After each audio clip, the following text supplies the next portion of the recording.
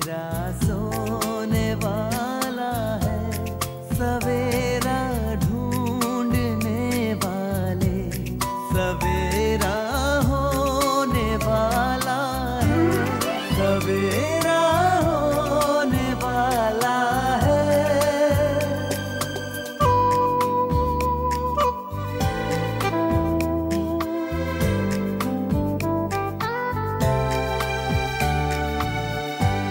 खुशी छलकाएंगी किरणें, खुशी बरसाएंगी किरणें, तेरे गम की सियाही को उजाला धोने वाला है, सवेरा होने वाला है, सवेरा।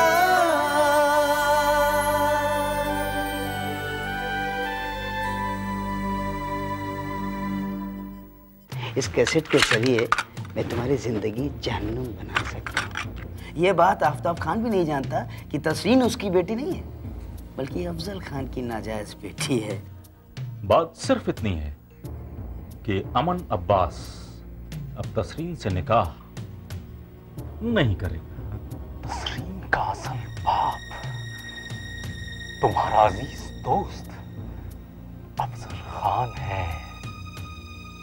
ये कैसेट और नीचे मौजूद महबूब आलम, ये दोनों सबूत हैं इस बात के। महबूब से अभी अभी मेरी बात हुई है, वो आफ्ताब खान के घर पहुंच गया है। वो वहां क्या कर रहा है? क्या जानते हो तुम? हुजूर मैं जानता तो बहुत कुछ हूँ, बल्कि यूँ कहिए कि मैं सब कुछ जानता हूँ हुजूर। मैं वो सब कुछ जानता हूँ जो कोई और नहीं जानता। जो जानते हो जल्दी बोलो। हुजूर मैं बोलूँगा, मगर एक शर्त है हुजूर।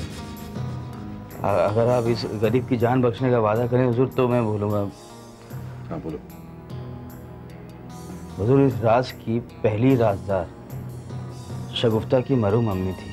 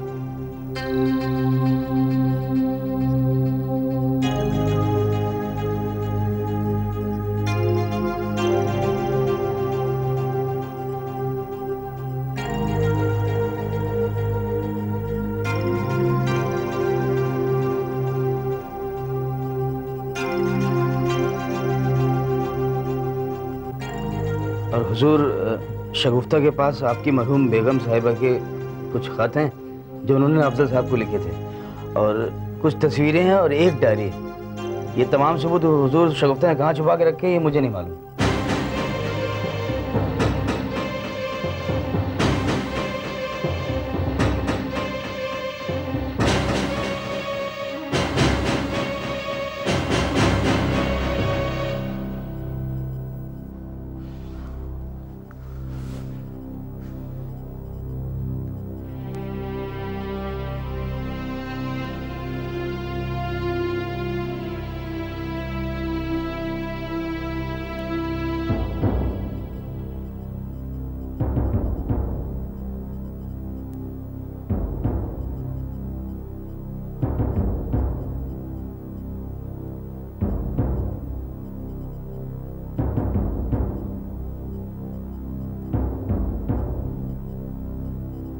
अगर महबूब वाकई आफ्ताब खान के पास चला गया है तो मेरी मौत तय है। या अल्लाह, आफ्ताब खान मुझे जिंदा नहीं छोड़ेगा। उससे मुझे कोई नहीं बचा सकता है, कोई नहीं बचा सकता है। मगर मुझे कोई रास्ता तो सोचना ही चाहिए। हाँ, अल्लाह ने चाहा तो, अगर अल्लाह ने चाहा तो मुमकिन है कि महबूब ने अभी तक आफ्ताब खान को कुछ ना बताया हो। मैं तो कहता हूँ अल्लाह करे ये महबूब और शगुफ्ता की चाल हो मुझसे रुपए ऐंठने के लिए।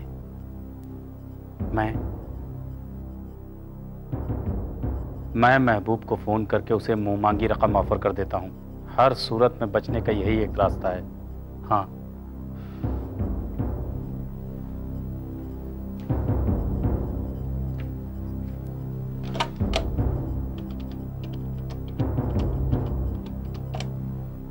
यकीन एक मिनट।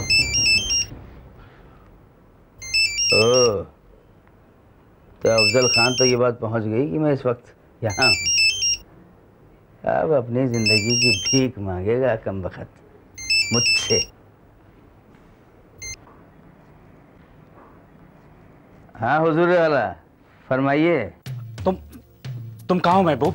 मैं इस वक्त कहाँ हूँ ये जानने के ख्वाहिशमंद क्यों है भैया? अब मुझे तुमसे मुलाकात करनी है, एक बहुत जरूरी काम है। अच्छा, बेहद जरूरी काम मुझसे? वैसे हुजूर, मैं ये जानता हूँ कि आप ये जानते हैं कि मैं इस वक्त आफ्ताब साहब के घर पर हूँ, इसलिए आपने मुझे फोन किया। तुम आफ्ताब खान के यहाँ क्यों गए हो? मैं यहाँ पर आया हूँ, हुजूर से कुछ जरूरी काम था इसलिए आया था। मैं आपसे बाद में बात करूंगा, चलिए बाय। अब महबूब देखो प्लीज, फोन डिस्कनेक्ट मत करना प्लीज। देखो मैं तुम्हें मुंह मांगी रकम देने के लिए तैयार हूं, लेकिन तुम आफ्ताब खान को कुछ नहीं बताओगे। हेलो हेलो हेलो महबूब, तुम सुन रहे हो ना? अरे हुजूर, मेरी आवाज आप तक आ रही है? मैं नहीं सुन पा रहा हूँ कुछ, क्या कर रहे हैं? हेलो, लगता है कुछ प्रॉब्लम है। हुजूर मैं बाहर तक आ रहा हूँ, एक मिनट रुकिए। हाँ बोलिए बोलिए हुजूर। महबूब तुम मुझ पर रहम करो। देखो मैं तुम्हें मुंह मांगी रकम देने के लिए तैयार हूं, मगर तुम आफ्ताब खान को कुछ नहीं बताओगे। देखो वरना गजब हो जाएगा, आफ्ताब खान मुझे जिंदा नहीं छोड़ेगा। महबूब, शगुफ्ता ने तुम्हारी मांग पूरी नहीं की, मगर मेरा वादा है कि मैं तुम्हारी हर मांग पूरी करूंगा, मगर तुम आफ्ताब खान को कुछ नहीं बताओगे। हाँ, कुछ मत बताओ उसको। अच्छा महबूब, तुम सुन रहे हो ना? अरे हुजूर आला, आप तो खामखा घबरा गए। मैंने तो शगुफ्ता को डराने के लिए ये सब बोला था। हाँ हुजूर, वैसे मैं इस वक्त आफ्ताब साहब के घर क्यों आया? बेटी है ना उनकी, उनका निकाह है। हाँ, और मैं तो अमन मियाँ की दोस्त की हैसियत से आया हूँ, आपकी सच्चाई बताने नहीं आया हूँ।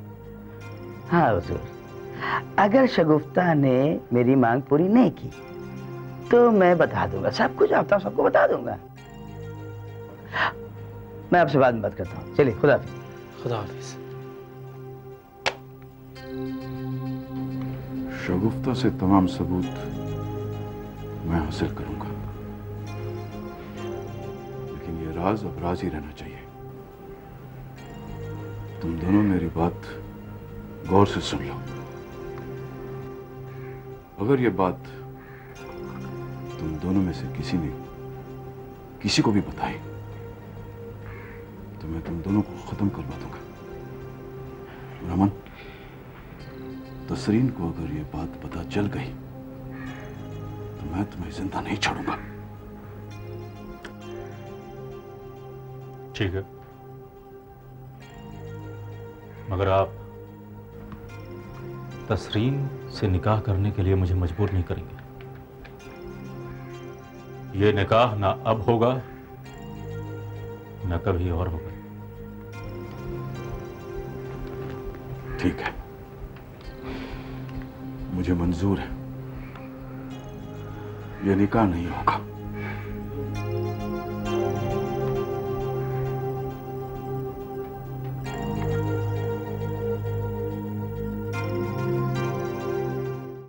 अल्लाह ही जाने सच क्या है, न जाने महबूब ने क्या ठान रखी है। अल्लाह करे वही सच हो जो महबूब ने अभी मुझसे कहा। लीजिए, मुझे ताना दे रहे थे कि मैं बनने संवरने में इतना वक्त ना लगाऊं कि निकाह की रस्म अदा हो जाए और हम वक्त पर ना पहुंचे। तुम तैयार हो गई? देख लीजिए, लेकिन आप अभी तक क्या कर रहे हैं? आप तैयार क्यों नहीं हुए? चलिए जल्दी कीजिए। मेरे सर में दर्द है, चक्कर से आ रहा है, शायद बीपी लो हो रहा है। तो दवाई ले लीजिए। नहीं, रुखसाना, हम निकाह में शायद नहीं जा सकेंगे। हो सकता है वहाँ जाने के बाद मेरी तबीयत और ख़राब हो जाए। मैं आफ्ताब खान को फ़ोन करके माफ़ी मांग लूँगा। लेकिन अभी तक तो आपकी तबीयत दुरुस्त थी, ये अचानक लो बीपी कैसे हो गया? आप एक काम कीजिए, आप दवाई लेकर थोड़ी देर आराम कर लीजिए। लेट चले जाएंगे लेकिन जाना ज़रूरी है, उन्होंने इतनी दरख्वास्त की है, बुरा मान जाएंगे।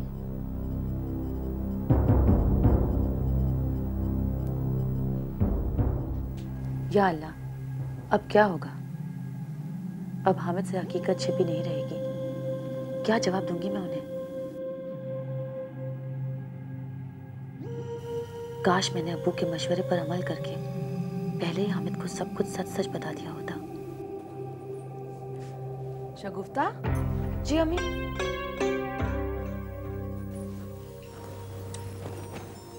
क्या बात है, इस तरह चौंक क्यों गई? नहीं, बस यूं ही।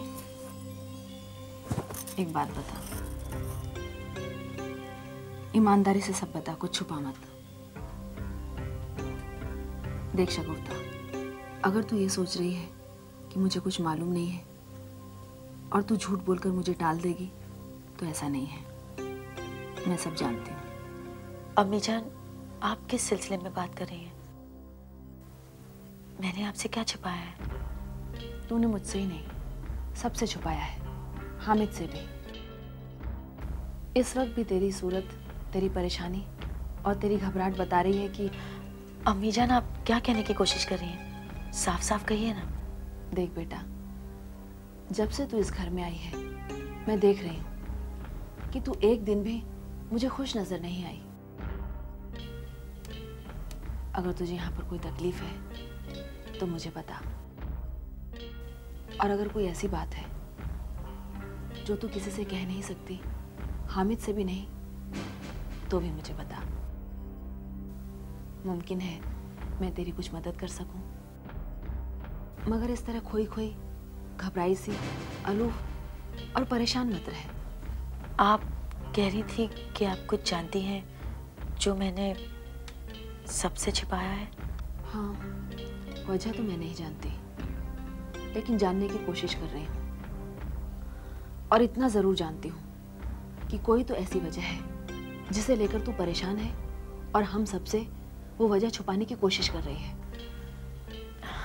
अम्मी जान, आप मेरा कितना ख्याल रखती हैं।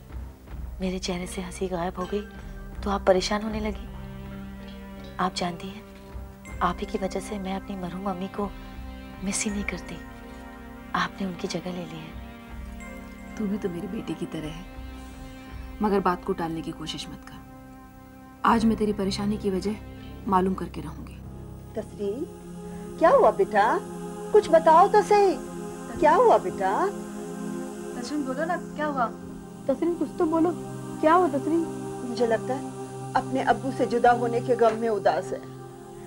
लो पानी पी लो तस्लीम, लो पानी पी लो। तस्लीम,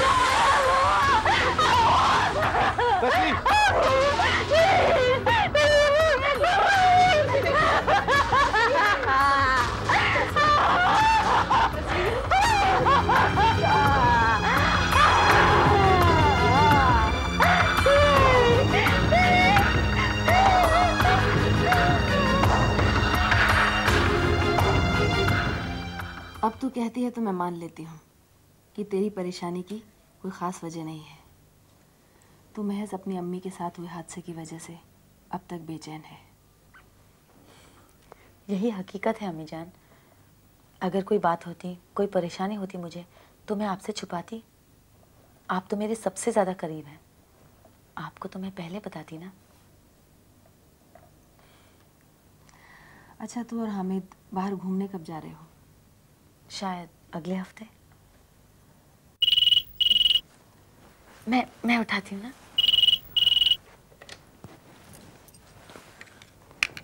हेलो। हेलो, मैं शबाना से बात कर सकता हूँ? जी, आप कौन? शगुफ्ता, तुम? जी, मैं अकबर सिद्दीकी बोल रहा हूँ। मैं अभी शबाना जी को कहती हूँ वो फोन उठाएं। तो तुमने हामिद शाह को अपने कब्जे में कर ही लिया। एक मासूम शरीफ नेक औरत का हक उसका शौहर छीन ही लिया। शगुफ्ता, तुम्हें अपने आप से नफरत नहीं होती है? बकवास मत करो अकबर, मैं अभी शबाना जी को बुलाती हूँ। अकबर सिद्दीकी का फोन है शबाना जी के लिए। सुभद्रा। जी। सुभद्रा, बाहर के फोन का रिसीवर उठाकर नीचे रखो और शबाना जी से कहो कि फोन उठाएं। जी अच्छा।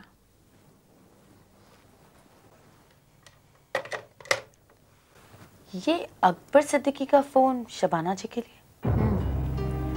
दोनों के बीच गहरी दोस्ती है, अक्सर फोन पर बातें होती हैं,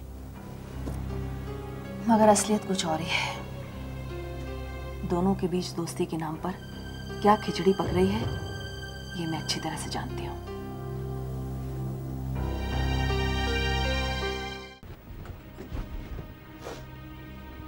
इंजेक्शन के असर से 5-6 घंटे तक सोती रहेगी, सोकर उठने के बाद नॉर्मल हो जाएगी। बहुत बहुत शुक्रिया। ओके खान साहब, मुझे इजाज़त दीजिएगा और अगर कोई तकलीफ हो तो मुझे फ़ोन कीजिएगा। जरूर करूँ। Thank you very much. खुदा हाफिज़।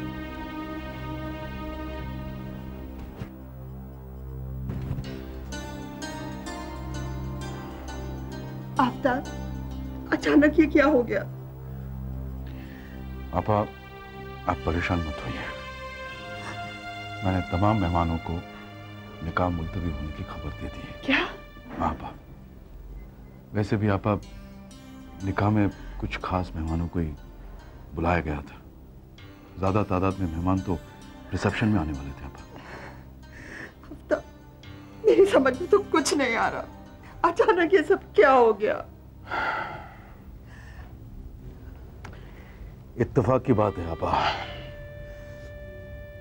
तसरीन की तबीयत नासाज हो गई और वहां अमन के वालिद का फोन मुझे आ गया। वो मुझसे बहुत गुजारिश कर रहे थे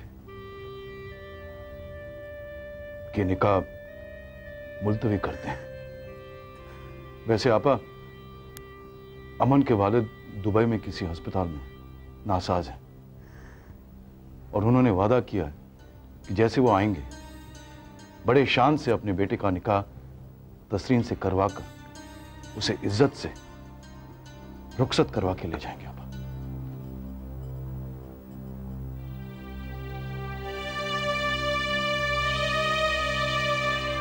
अकबर साहब, आदाब, कैसे हैं आप? मैं अच्छा हूँ, आप कैसी हैं? सब खैरियत तो है? जी हाँ, सब खैरियत से है। वैसे भी जब इंसान हर हाल में खुशहाल रहने की आदत डाल लेता है तो उसके हालचाल हमेशा एक से रहते हैं। जिंदगी जीने का सलीका कोई आपसे सीखे। मैं तो जिंदगी को एक तिलस्मी किस्से की तरह समझती हूँ अकबर साहब। उम्र के सफ़ों पर गम और खुशी की स्याही से लिखा एक तिलस्मी किस्सा ही तो है ये। वक्त के साथ साथ परत दर परत इसके तिलस्मी दरवाजे खुलते जाते हैं। किस दरवाजे के पीछे से क्या निकलता है ये कोई नहीं जानता। वाह, कितने अच्छे ख्यालात हैं आपके। मैं तो कहता हूँ कि आपकी ज़िंदगी एक ऐसी किताब है जिसके हर सफ़े पर एक खूबसूरत फ़लसफ़ा लिखा हुआ है। मुझे फ़ख्र है कि आप मेरी दोस्त हैं। बस बस रहने दीजिए अकबर साहब, मुझे इतनी इज्जत भी मत बख्शिए कि मुझे बदहज़मी हो जाए। जी नहीं, जो लोग इज्जत के काबिल होते हैं उन्हें इज्जत देना मेरी आदत है। खैर छोड़िए, फरमाइए कैसे याद किया मुझे? बस ये समझ लीजिए कि मैं अपनी हर कामयाबी, हर खुशी आपके साथ बांटना चाहता हूँ। यानी कोई खुशखबरी है? जी हाँ, बहुत बड़ी खुशखबरी है। मेरी फिल्म का म्यूजिक डील हो चुका है। एक बहुत बड़ी कंपनी ने म्यूजिक खरीद लिया है और बहुत जल्द म्यूजिक रिलीज हो जाएगा। बस आप दुआ कीजिए कि म्यूजिक कामयाब हो जाए, क्योंकि म्यूजिक के कामयाबी से हमारी फिल्म 50% कामयाब हो जाएगी।